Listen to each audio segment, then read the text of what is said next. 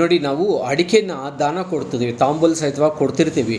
ಒಂದು ಅಡಿಕೆ ದಾನ ಮಾಡಿದರೆ ಸುಖ, ಆರೋಗ್ಯ, 2 ಆದರೆ ನಿಷ್ಫಲ, ಮತ್ತು 3 ಅಡಿಕೆ ಆದರೆ ಅತಿ ಶ್ರೇಷ್ಠ.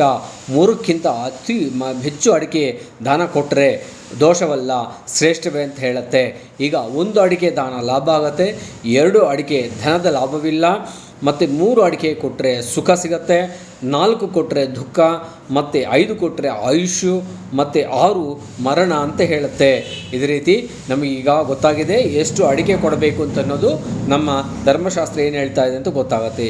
1 ಇಲ್ಲದೆ 3 ಅಡಿಕೆಯಿಂದ ಕೊಡೋ ತಾಂಬೂಲ ದಾನಕ್ಕೆ, ಚರ್ವಣಕ್ಕೆ, ತಾಂಬೂಲ ಚರ್ವಣಕ್ಕೆ ಯೋಗ್ಯವಾದದ್ದು ಅಂತ ನಮ್ಮ ಧರ್ಮಶಾಸ್ತ್ರಗಳು ಹೇಳುತ್ತೆ. ಈಗ ಶಾಸ್ತ್ರದಲ್ಲಿಯೂ ಎಲೆ ಅಡಿಕೆಗೆ ತುಂಬ ಪ್ರಶಸ್ತವಾಗಿರುತ್ತೆ. ಈ ಅಡಿಕೆ, ಆ ಎಲೆ ಅಡಿಕೆಯನ್ನು ನೋಡಿಕೊಂಡು, ಅವರು ಕೊಡುವಂಥ ಅಡಿಕೆಯನ್ನು ನೋಡಿಕೊಂಡು ಶಾಸ್ತ್ರವನ್ನು ಹೇಳುತ್ತೆ. ಅದರಿಂದ ತುಂಬ